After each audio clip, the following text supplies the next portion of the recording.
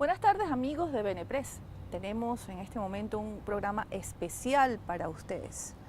Siempre cuando hacíamos los programas especiales del año pasado les prometía que iban a haber cambios políticos e históricos muy importantes aquí en Venezuela. Seguramente el año pasado en esta época no me lo creían, pero después de 8 meses del año 2019 tenemos un cambio radical y la esperanza se abre para todos los venezolanos. Será duro, será muy fuerte. No es fácil salir de una dictadura y de un secuestro después de 20 años. Están arraigados, pero la fuerza indetenible del pueblo de Venezuela en este momento tiene todo a su favor. Quiero invitarlos a que nos acompañen con esta entrevista con el presidente encargado de Venezuela, el diputado Juan Guaidó. Bienvenido, presidente, a Benepress. Muchas gracias, Thais, por la invitación a este programa. La última vez que nos vimos estábamos en Benepress y no nos imaginábamos que nuestro nuevo encuentro usted iba a ser presidente constitucional encargado de Venezuela. ¿Cómo se siente? Bueno, con una gran responsabilidad, además a raíz de la crisis que atravesamos. Una emergencia humanitaria compleja sin precedentes en la región, en el continente, una tragedia la que estamos viviendo que se ha convertido en la cotidianidad del venezolano con una gran responsabilidad, un gran deber de cara a nuestro país, con el foco puesto, sí, en una mejor Venezuela, pero entendiendo que hoy no tenemos agua, no tenemos alimento, que extrañamos el abrazo en familia porque muchos miles se nos han ido, pero sobre todo con la certeza de que tenemos las herramientas para lograr el cambio en el corto plazo en Venezuela. Han pasado 8 meses desde su juramento, usted asumió el reto inmenso con usurpadores en el poder, con personas que no quieren dejar el poder, que legalmente no son reconocidos en el mundo, y usted aceptó, ese reto de llevar adelante a Venezuela. ¿Cuáles son esos logros que usted podría enumerarle al pueblo de Venezuela, entendiendo que la situación es muy crítica? Quienes nos están viendo en este momento a lo mejor no tienen con qué comer, a lo mejor no tienen cómo pagar la escuela de sus hijos y vienen las clases, tienen años a lo mejor sin abrazar, como usted dice, un ser querido, porque millones están fuera del país. Por favor, enumera los logros para que podamos vernos en una perspectiva distinta, porque el país está paralizado. Bueno, el primero y el más importante no es mío, es tuyo, es de lo que nos van a ver, es el de los venezolanos. Es algo que es intransferible, es la esperanza. Es una decisión personal, la confianza en el país, la confianza en que vamos a cambiar. Creo que ese fue el primer logro de este año, el renacer de la esperanza, un intangible, por cierto. Eso no se cuantifica, no se mide quién tiene más esperanza que otro, pero ese fue el primer logro que tuvimos este año 2019 como venezolanos. La esperanza, la certeza, la confianza de que vamos a lograr cambiar el país. Lo segundo, haber unificado a todas las fuerzas que hacen oposición a una dictadura. Ojo con esto, no solamente nacionalmente, que creo que es obviamente la más importante, pero también internacionalmente. Hoy vivimos en un mundo, como llaman, multipolar. Europa, Asia, Estados Unidos, América Latina.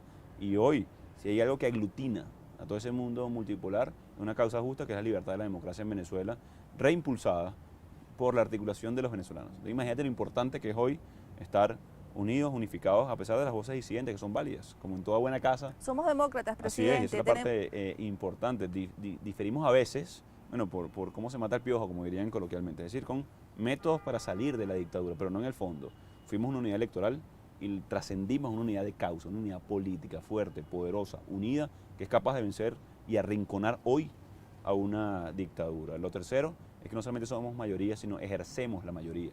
Institucionalmente, a través del Parlamento, a través de la presidencia encargada, dictando decretos, validando, protegiendo los activos de Venezuela, pero también... ¿Podría describirnos esos activos que hemos...? Sí, por ejemplo, lamentablemente el régimen endeudó a Venezuela sin precedentes. Endeudaron a un país próspero, rico en recursos, pero no su gente. Se estima más de 180.000 millones de dólares. Usted fue presidente de la Comisión de Contraloría. Usted tiene los números emitieron frescos. Bonos, para los que nos van a ver lo entiendan en detalle. Es decir, no es que se robaron el petróleo de los venezolanos, también se lo robaron. Se robaron el petróleo que podíamos sacar. Endeudaron a la nación para robarse el dinero. Es decir, es como si usted pidiera una hipoteca de su casa o prestado por su carro y se gasta el dinero en rumba y no mejoró el carro, no mejoró el activo, no mejoró nada y perdió todo. Eso hizo el régimen. Entonces, esta protección de los activos, tomar Citgo, monómeros, las cuentas en el exterior para evitar que se la roben, pero también evitar perderla. Si hoy el régimen estuviera a cargo de esos activos, ya lo hubiésemos perdido. estuvieran en los bolsillos de unos pocos. Es importante decir esto, ya lo hubiésemos perdido porque hipotecaron al país y no tenían cómo pagarlo. Debido a que hoy hay un gobierno encargado que genera confianza en el futuro, esto es importante y recuerdan a principio de año cómo se revalorizaron los inmuebles en toda Venezuela por la expectativa de cambio. Imagínense con el cambio lo que podemos hacer en confianza. Hoy podemos proteger estos activos. Hablaba del ejercicio de la mayoría institucionalmente, pero también la más importante, el ejercicio de la mayoría en las calles, la protesta cívica. Ayer, en esta semana, empleados públicos en su día no fueron a celebrar, fueron a protestar, a exigir, porque se desapareció el salario. Hoy una gallina ponedora gana más que un empleado público en Venezuela si pone un huevo al día. Rinde mucho más y gana mejor que un empleado público, por ejemplo. Destruyeron el salario. Ese ejercicio de la mayoría que hacen los empleados públicos, que hacen los maestros, las enfermeras, los estudiantes, eso también nos tiene a la vanguardia del cambio. También hay que rescatar de manera muy relevante la visibilización de la crisis. Esto no es poca cosa. Es decir, la ONU reconoció, por ejemplo, la emergencia humanitaria compleja. O sea, que venimos denunciando durante años. En el 2016 el Parlamento decretó la emergencia humanitaria. 2019 ya la reconoce el mundo. Lástima que fue tan tarde, por cierto. Es una crítica constructiva a todas estas multilaterales que se tardaron un tanto y llegó, digamos, la sangre del río. Porque hoy hay casi 5 millones de migrantes, 7 millones vulnerables en emergencia humanitaria compleja que debemos atender. Pero no nos quedamos ahí. Hemos recaudado grandes cantidades para atender la emergencia humanitaria. Esa que bloqueó el régimen en febrero.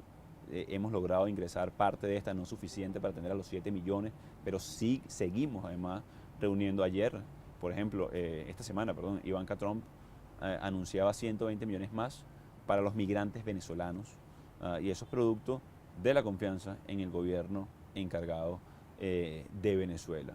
Y no por último, pero bien importante, hemos alineado una estrategia que se traduce en acciones, que se traduce en protesta, que se traduce en giras a nivel nacional, que se traduce en agitación, sí, en agitación de conciencia ciudadana para poder transformar, que se traduce en un mecanismo de mediación de Noruega, que se traduce en el Grupo Internacional de Contactos, o sea, que se traduce en la presión financiera internacional, en la presión diplomática del Grupo de Lima, en el reconocimiento en la OEA, por ejemplo, nuestro embajador Tarre, que se reconoce, se traduce en acciones, en una sola estrategia, que es el cambio. También hay que reconocer errores, es decir, hoy no lo hemos logrado. ¿No hemos logrado qué? Sacar a Maduro de Miraflores, que es lo que todos queremos. Además, en definitiva, es el deseo de este elemento. La dictadura ha tardado mucho más, o sea, que lo que todos queremos, y no hablo de 8 meses, hablo de años. Hablo de años de corrupción, hablo de años de violación de derechos humanos, hablo de años de tortura, de sacrificio de tanto. Esa es la tarea pendiente que tenemos, pero, de nuevo, tenemos las herramientas para lograr la transición en Venezuela. ¿A qué nos enfrentamos realmente? ¿A quién se enfrenta usted? ¿Usted se enfrenta solamente a un Nicolás Maduro o a lo largo de estos meses ha visto realmente la cara del monstruo? ¿Cómo podría describirlo? ¿Cómo conceptualiza esto que tiene secuestrado Venezuela? Mira, cuando uno crece en Venezuela, uno cree que la maldad no existe. Cuando crece en esa Venezuela próspera, bonita, hermosa, de oportunidades. Yo en La Guaira yo pensé que la maldad no existía, creía que era algo de televisión. Algo de ciencia ficción, algo de películas de terror. De novela. Y suspenso. Cuando empiezas a ver a una dictadura te das cuenta que sí. O sea, cuando ves a la maldad de cerca, cuando ves a funcionarios disparándole a jóvenes, protestando por sus derechos, cuando te encarcelan un amigo, cuando tu familia tiene que huir por la persecución, cuando torturan hasta la muerte a un capitán o a Fernando Elván, por ejemplo. Pero cuando te adentras en ella y cuando la enfrentas, te das cuenta que es más el miedo de la dictadura que el de los ciudadanos. O sea, que en el final del día los secuestradores terminan secuestrados de su soberbia, de su miedo, porque hoy somos mayoría, hablando de logros. O sea, hoy no lo dudamos. Hoy en ese programa que tú hacías referencia, hace un año lo dudábamos. De que bueno, somos mayoría, bueno, no lo sabemos. Hoy no hay duda de que somos una inmensa mayoría, que nos enfrentamos a una dictadura sin subtítulos, una dictadura sádica, debo utilizar esa palabra, que pareciera que disfruta del sufrimiento de los ciudadanos de Maracaibo o de Cumaná, que tiene 80% de comercios cerrados y sus calles hundidas en cloacas. Por ejemplo, nos enfrentamos a los que no les importó secuestrar, robar al país, a los que utilizaron la palabra pueblo, porque supuestamente venían de ahí, solamente la utilizaron para utilizarnos, para utilizar los recursos del Estado, nos enfrentamos a narcotraficantes, nos enfrentamos a un sistema que trataron de implementar y que trataron porque no lo lograron. Al final del día, hoy 93% los rechaza. Hoy vemos las deserciones entre ellos, vemos el desorden comunicacional que tienen primeras en 20 años, hablando también de nuevo de logros. En 20 años yo nunca he visto el desorden comunicacional que tiene este régimen. Si algo fueron eficientes hay que reconocerlos, es el aparato de propaganda que montaron. A un aparato de propaganda, a la censura también nos enfrentamos, por cierto, hablando de la propaganda. Y hoy vemos a voceros contradiciéndose, los vemos desordenados comunicacionalmente, sin respuesta política, más allá de la persecución. ¿Podría usted decir que están asustados? Mira, yo creo que sienten miedo, no sé si la palabra es asustados, pero yo sí estoy seguro que sienten miedo del futuro. ¿Serán capaces de ver el final cerca cuando el mundo entero ya no los reconoce como una revolución, cuando la retórica de un Hugo Chávez ya no existe, cuando ya no tienen tanto dinero, cuando ya no pueden salir? No lo nombran, ¿no? Hace tiempo que no lo nombran. Cuando se cayeron ya los pilares que lo sostenían, ¿le ha llegado a usted información interna de estas personas? ¿Quieren hablar con usted? Mira, ¿Entienden que usted tiene relaciones con Estados Unidos? ¿Están temerosos de Estados Unidos? ¿Qué pasa allá adentro, presidente? Yo lo que percibo es que lo percibo con la información que tenemos, con los cuales podemos conversar, civiles y militares, que se pueden poner del lado de la Constitución, es que hay todavía unos que están encerrados en un cuarto de espejos, ¿no? Porque solamente alguien encerrado en un cuarto de espejos no pudiera percibir el sufrimiento de nuestra gente, el dolor que sienten hoy los venezolanos que no tienen a sus familiares, que no tienen para comer, que no tienen para pagar un tratamiento médico. En cualquier parte del mundo enfermarse es un drama, en cualquier parte del mundo. Hoy en Venezuela es una sentencia de muerte. Solamente alguien encerrado en un cuarto de espejo no percibiría ese dolor. Y pareciera que los únicos que no saben, que tienen el sol en la espalda, están en el ocaso, son ellos. Ojo, y estoy hablando de la vida política, o como ellas la han tratado de llevar al momento. Y son ellos, paradójicamente, los secuestradores, los que van a decidir su futuro inmediato. Todos queremos que sea, por cierto, por las buenas. Todos queremos hoy que cese la usurpación, reinstitucionalizar el país, que significa una transición ordenada para tener un nuevo CNE, para tener la atención a la emergencia humanitaria, que eso produzca además una elección con estabilidad, gobernabilidad, contener a los grupos irregulares y desplazarlos del territorio nacional que ellos amparan en suelo soberano nacional. Ellos sí son unos traidores, unos vendepatrias, como tanto acusaron. Amparan a narcoterroristas en suelo sagrado nacional. Y más allá de eso, bueno, está la presión internacional, está la presión de la gente, del ciudadano, no solamente del caraqueño, sino de todos los venezolanos que hoy queremos un cambio, y es imbatible. Ellos lo único que pueden lograr ya en este punto es alargar la agonía, alargar el sufrimiento de nuestra gente, pero no van a recuperar confianza. Nadie les va a prestar un dólar. Ya vemos recientemente como China incluso reducía operaciones o casi cerraba en Venezuela. Bueno, yo quiero ver cómo decía ahora que los chinos son aliados de ellos. Sus aliados. Para que tengan claro, China es aliada de Venezuela, no de Maduro. Y ese mensaje lo quiero dejar muy ¿Y los rusos? claro en esta entrevista. Los rusos son aliados de Rusia y esperemos que quieran ser aliados de Venezuela. Presidente, ¿usted ha visto otro país desde ese lugar que le ha correspondido históricamente asumir, ser presidente encargado de Venezuela? ¿Ha visto un país al que me imagino que usted en las noches dirá quiero resolver los problemas de la educación, de la salud, de la seguridad pública, quiero hacer tantas cosas? ¿Qué le hubiese gustado hacer los primeros 100 días de su gobierno y no pudo? Mira, aquí hay una emergencia humanitaria compleja, aquí que está al borde de convertirse en una catástrofe. Para los que nos van a ver, y la diferencia de caracterización es una tipificación que hace la ONU. Hoy la emergencia humanitaria compleja es que no podemos atender a una población vulnerable que necesita comida, medicina, insumos, ir a las clases, entre otras cosas. Una catástrofe es que no tengamos ni siquiera las herramientas para atenderlos. O sea, es decir, la diferencia es que exista el hospital a que no exista. En emergencia estamos al borde de que no existan los hospitales en Venezuela porque colapsó la infraestructura, porque se dañaron absolutamente los ductos de ventilación. Y se robaron el dinero del mantenimiento. No, producto que se los robaron. O sea, no llegamos a la emergencia humanitaria y es una acotación por el ambiente, por el salitre en La Guaira. No, porque se robaron el dinero del mantenimiento, de la infraestructura, de la recuperación de cada uno de estos espacios o la construcción de los mismos. O sea, ¿cuántas carreteras inauguraron? ¿Cuántos hospitales generales inauguraron cuántas represas? ¿Cuántas nuevas centrales? Todas se las robaron. Es increíble. ¿Cuántas autopistas? ¿Cuántas carreteras? Entonces, lo primero es atender la emergencia humanitaria compleja. O sea, eso es sin duda la prioridad para nosotros y lo tradujimos en las primeras de cambio a través de la ayuda humanitaria, que el régimen bloqueó, quemó, lo vio el mundo entero, no le importa el venezolano, no le importa el ciudadano. Eso es lo primero que nosotros tenemos que hacer. En paralelo, atender no solamente la causa, sino las consecuencias, pero sino las causas.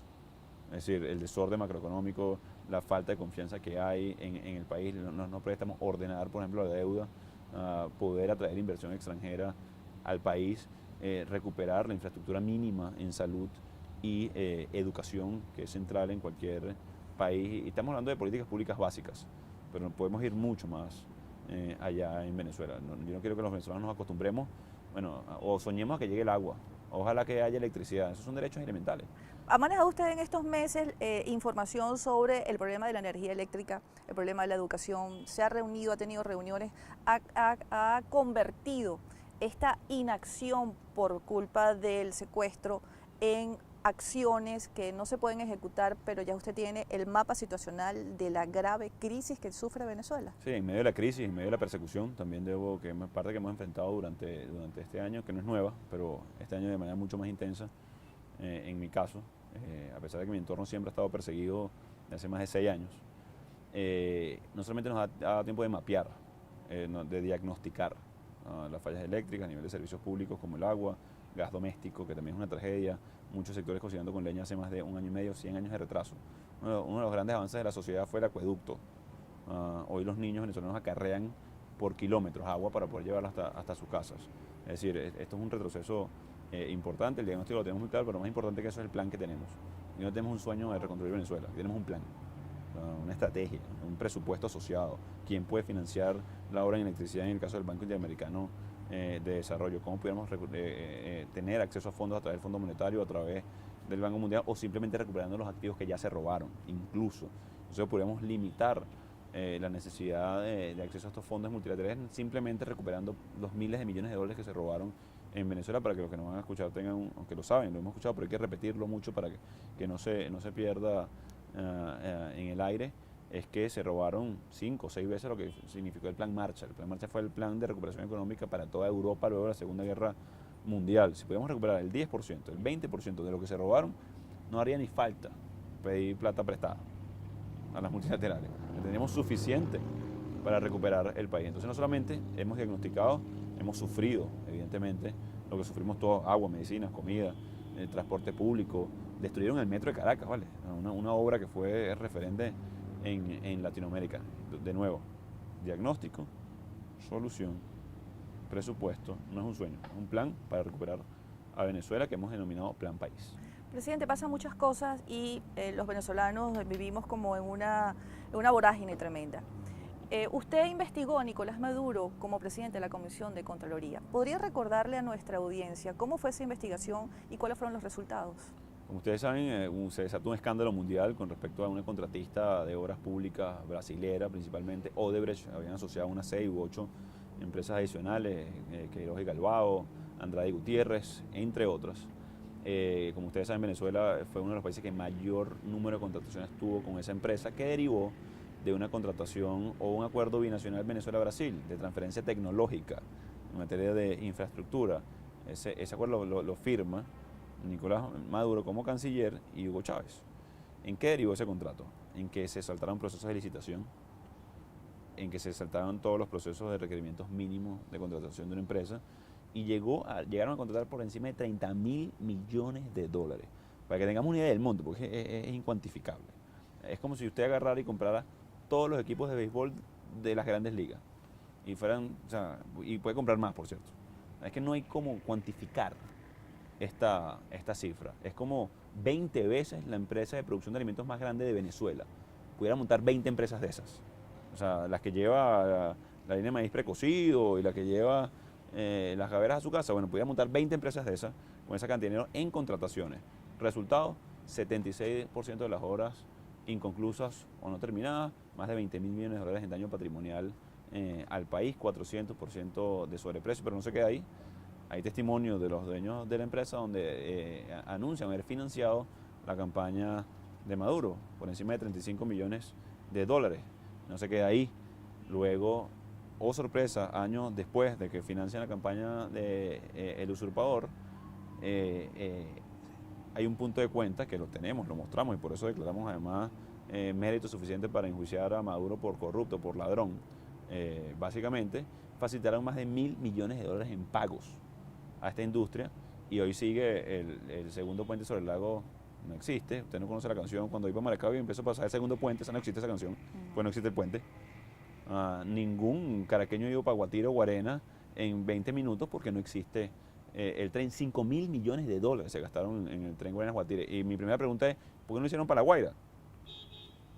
O sea, no solamente es que les dio la gana de hacer el de Guarenas-Guatire, sino porque yo como parlamentario en ese momento habría debatido que era más pertinente hacer el de hacia La Guaira. Es que tampoco nunca discutieron ni siquiera el presupuesto de la nación. No les importó. Eso fue una adjudicación directa. Una adjudicación directa de $5.000 millones.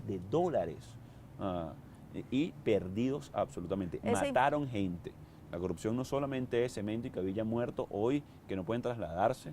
Venezolanos de Caracas a Guarena mejoran su calidad de vida, pueden compartir más con su familia ya no estando en cola, sino simplemente trasladándose en un sistema de transporte masivo limpio, como es un tren necesario, sí, y hago la diferencia con el caso de La Guaira, para que veamos que ni siquiera se discutió oportunamente este evento, sino que han matado gente, directa e indirectamente, porque no hay oxígeno, porque en los hospitales, porque no hay insumos, porque está muriendo la gente por falta de diálisis. La corrupción es mata, asesina. Y si hay un ejemplo hoy es en Venezuela, eso es responsabilidad absoluta de Nicolás Maduro. ¿Qué dice el informe final que usted presentó y que fue aprobado por la Asamblea Nacional y que luego remitieron al TSJ? Es el responsable TSJ político de la pérdida de casi $20.000 millones, que lo señalan directamente y además haber tenido facilitación de pagos a una empresa que no culminó obras en Venezuela. En todos los países de América Latina hay culpables, presidentes presos, entre otras cosas. Venezuela, el segundo país que más recibió sobornos después de Brasil.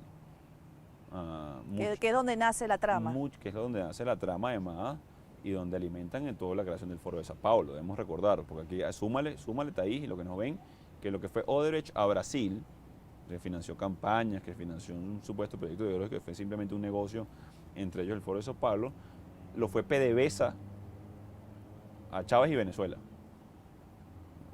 Odebrecht es una empresa privada, PDVSA es una empresa del Estado. Y recordemos el caso del Manetín en Argentina, el financiamiento a Nicaragua, el financiamiento a Bolivia, el dinero y el petróleo a Cuba, entre otros. Entonces, no se queda en simplemente Odebrecht y la pérdida de 30.000 millones, hoy 21.000 millones, por el 76% de las obras inconclusas.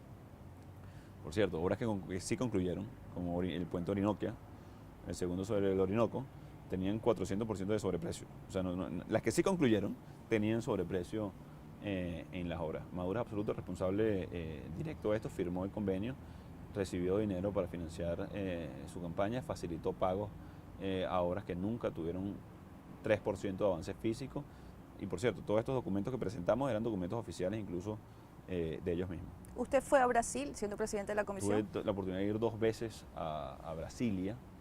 Me entrevisté con parte de los fiscales, con parlamentarios.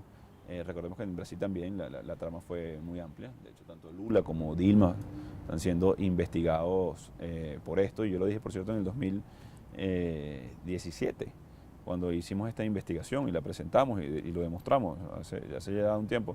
La gran diferencia entre lo que sucedió en Brasil y en Venezuela es que en Brasil soportaron las instituciones. Como el Poder Judicial. Como el Poder Judicial. Enjuiciaron a un presidente. Cuando declararon el antejuicio de mérito, el paso siguiente, Dilma salió de plan alto al día siguiente, inmediatamente. Luego nosotros declaramos la responsabilidad política de Maduro, lamentablemente no pasó nada, porque las instituciones no funcionaron. Entonces parte de lo que me decía, ¿a qué nos enfrentamos? Bueno, la ausencia absoluta del Estado.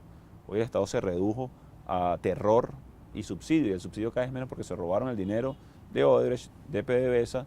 Y por cierto, hablando de Odebrecht y PDVSA, para ponerlo en contraste, Odebrecht, cuando develemos la trama completa de PDVSA, que hemos estado investigando y hemos sacado varias de las cosas, va a ser un niño de pecho al lado de PDVSA.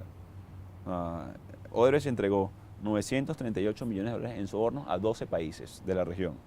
El segundo que más recibió en sobornos fueron los funcionarios venezolanos, como Maduro, como algunos otros. Por la trama de PDVSA, es que es una tragedia. Recibió el tuerto Andrade, que le llaman, $1.200 millones en soborno. Es decir, un solo funcionario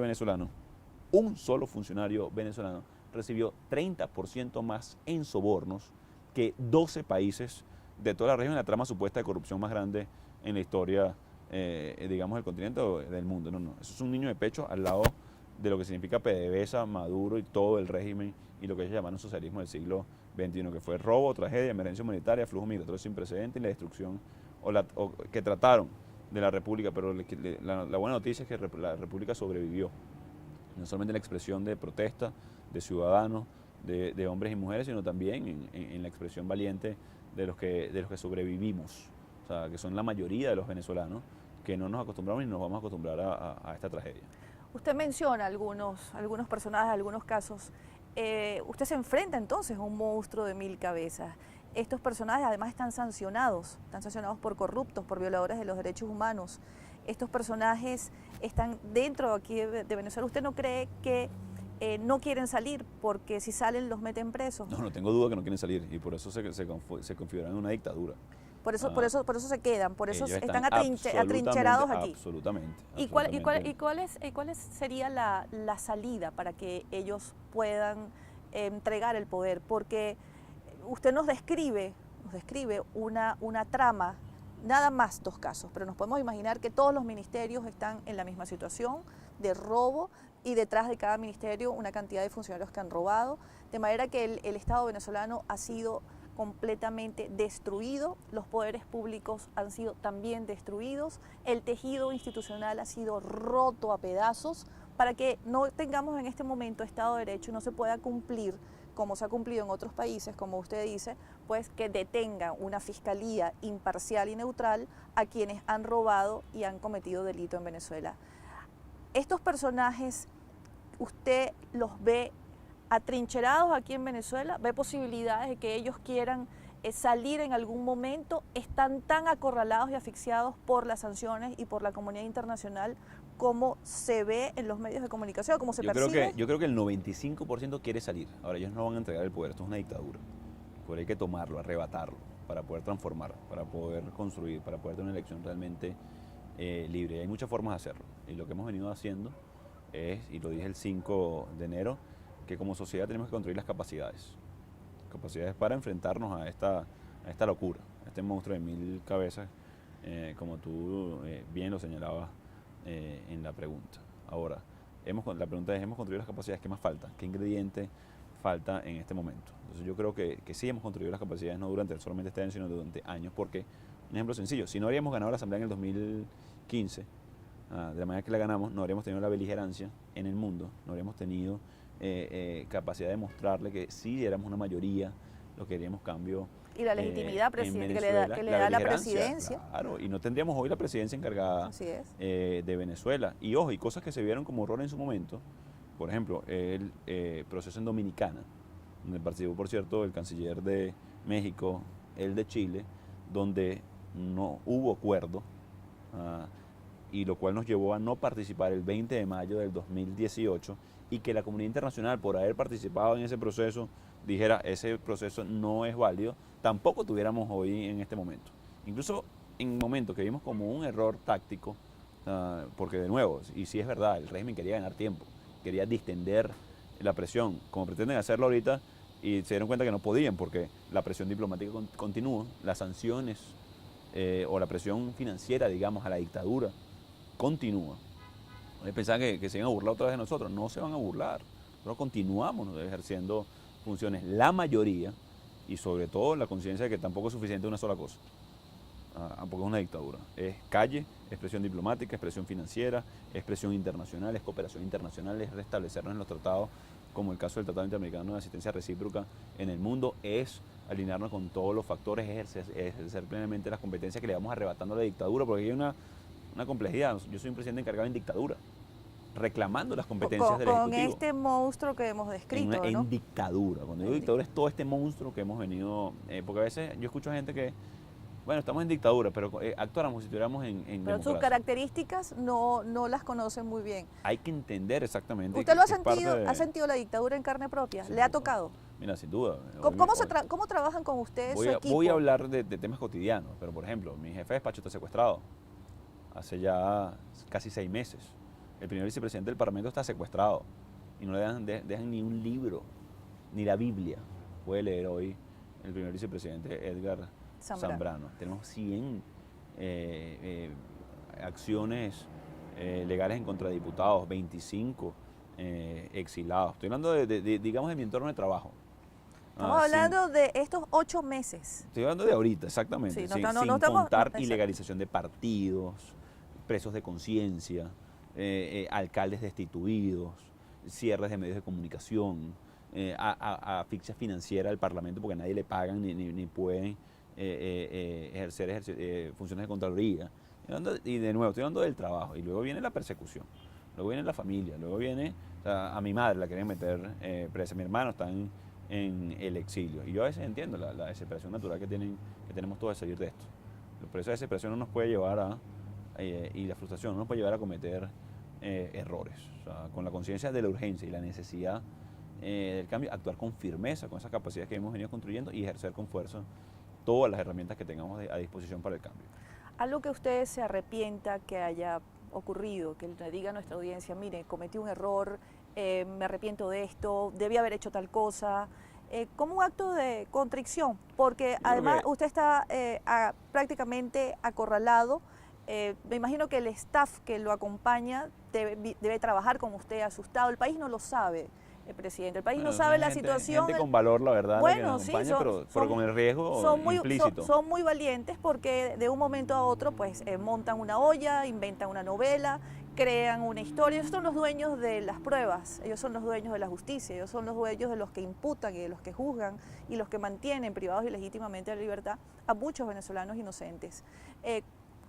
¿Qué siente usted en este momento que de lo que se pudo haber arrepentido o a lo mejor no protegido suficientemente a alguien o se siente culpable porque su gente cercana esté huyendo a la familia? Yo creo que hay varias cosas. Lo primero es que hay un factor fundamental en cualquier transición, no solamente en Venezuela, que son las Fuerzas Armadas. O sea, nosotros el 5 tenemos una ley de amnistía y garantías que probablemente no explicamos del todo bien o no le llegó a la audiencia que debía llegar. Yo hoy me atrevo a decir con absoluta certeza que el 80-85% de la Fuerza Armada no solamente quieren un cambio, sino lo necesitan, que están hartos de todo el tema del narcotráfico, están hartos de que un colectivo les dé órdenes o tener que ver cómo el ELN campea en la frontera.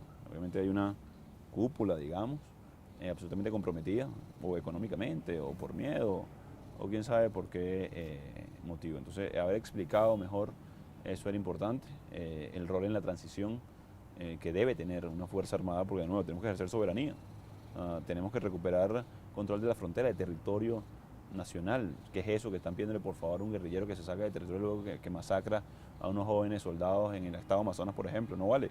O sea, es desplazarlos de una vez por todas de la frontera. Claro, para eso hay que apertrechar bien a la Fuerza Armada, subirles la moral en todo momento. Bueno, entonces ahí hay una labor pendiente, hay que hacer un mayor esfuerzo en unificar a todos los factores que participen, a tener un rol activo dentro del cambio en Venezuela.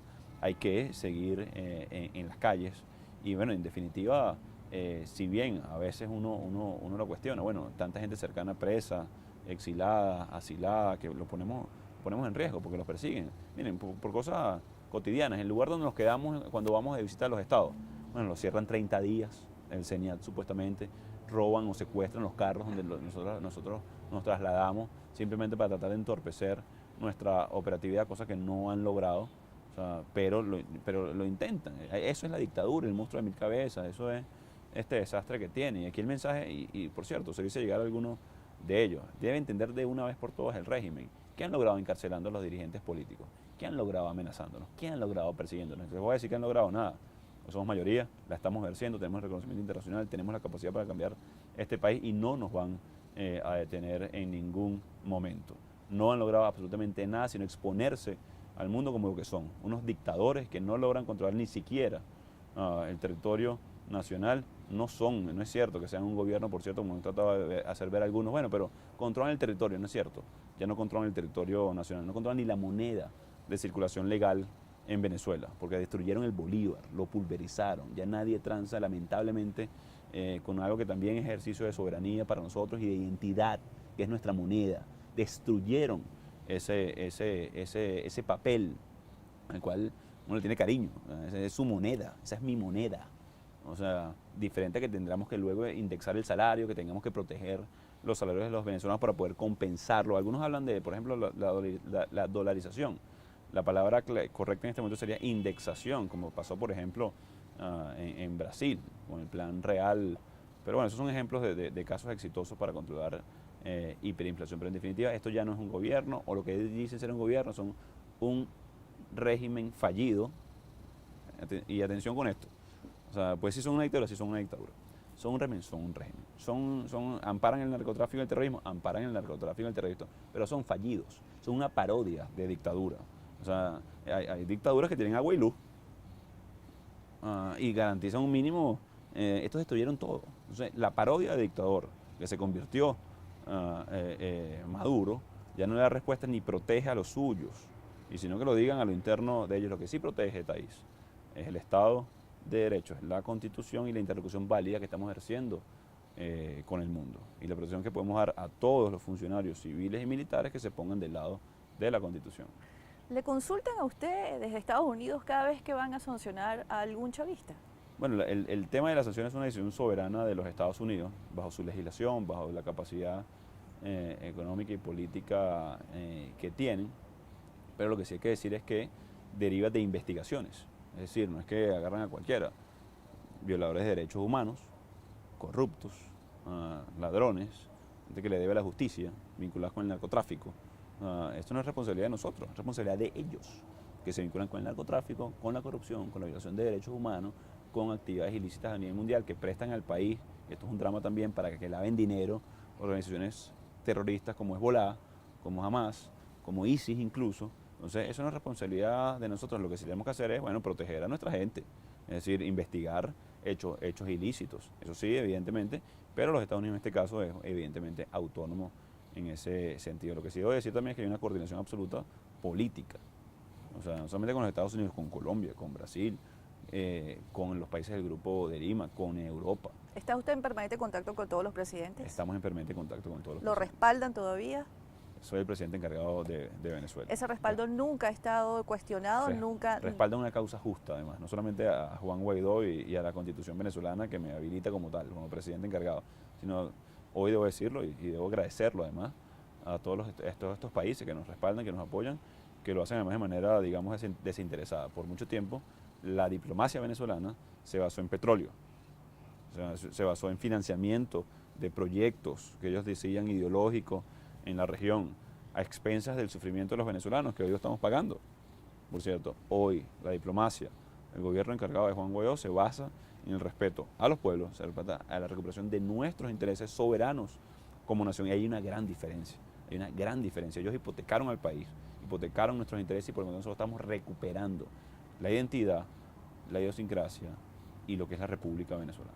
¿Las fuerzas para seguir cómo están? Estamos muy... Yo lo digo bromeando a veces, pero es en serio, soy fanático de los tiburones de la Guaira. Fuerza no le esperanza, falta. optimismo, no nos faltan nunca. Pero estamos todos los días pensando qué más hacer. Eso lo dije el 23 de julio, por cierto, cuando estamos haciendo un balance de todo lo que ha pasado. Yo lo decía en ese día, bueno, yo todas las noches me acuesto, voy a darle un beso a Miranda, y gracias a Dios que puedo hacerlo. Muchos ya no pueden hacerlo porque se fueron sus familiares o no están juntos. Con muchos sacrificios lo sigo haciendo, gracias a Dios. Pero me paro, pero me acuesto, bueno, ¿qué más tengo que hacer? ¿Qué más tenemos que hacer? ¿Con quién más tenemos que aliarnos? ¿A quién más tenemos que hablarle? Pero eso sí, nos levantamos haciendo todo lo que tenemos que hacer y más, en el sacrificio por Venezuela. Gracias, presidente, por acompañarnos, por esta entrevista. Muchísimas gracias, estamos encantados. Amigos, les hemos llevado este programa especial de Venepress, una entrevista con el presidente encargado de Venezuela, Juan Guaidó, respaldado por la legitimidad de la Asamblea Nacional, respaldado por la comunidad internacional y sobre todo bendecido por la mayoría del pueblo de Venezuela, que quiere muy pronto conquistar la libertad, reinstaurar la república e instaurar la democracia. Que Dios nos acompañe. Gracias por acompañarnos. Feliz noche.